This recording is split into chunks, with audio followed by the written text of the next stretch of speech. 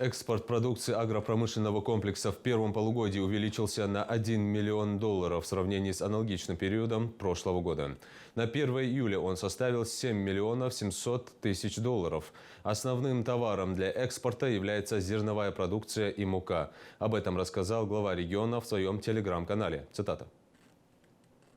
В первом полугодии мы смогли оказать финансовую поддержку субъектам малого и среднего предпринимательства на сумму почти 117 миллионов рублей. Эта помощь была направлена на грантовую поддержку КФХ, возмещение части понесенных затрат сельскохозяйственным потребительским кооперативам и многое другое. 70% средств уже освоены. Работа в этом направлении продолжается. Также результатов нам удалось достичь благодаря реализации 2 нацпроектов «Международная кооперация и экспорт» и «Малое и среднее предпринимательство». Считаю, что одна из важных задач на сегодня поддержка фермеров и предприятий, которые играют значительную роль в обеспечении продовольственной безопасности и создании рабочих мест. Успешное освоение бюджетных средств и рост экспорта сельхозпродукции свидетельствует о положительных изменениях в аграрном секторе. Важно продолжать работу по укреплению кооперации между производителями и расширению рынков сбыта, чтобы повысить конкурентоспособность местной продукции. Призываю наших предпринимателей к активному участию в программах поддержки, чтобы максимально использовать доступные ресурсы и возможности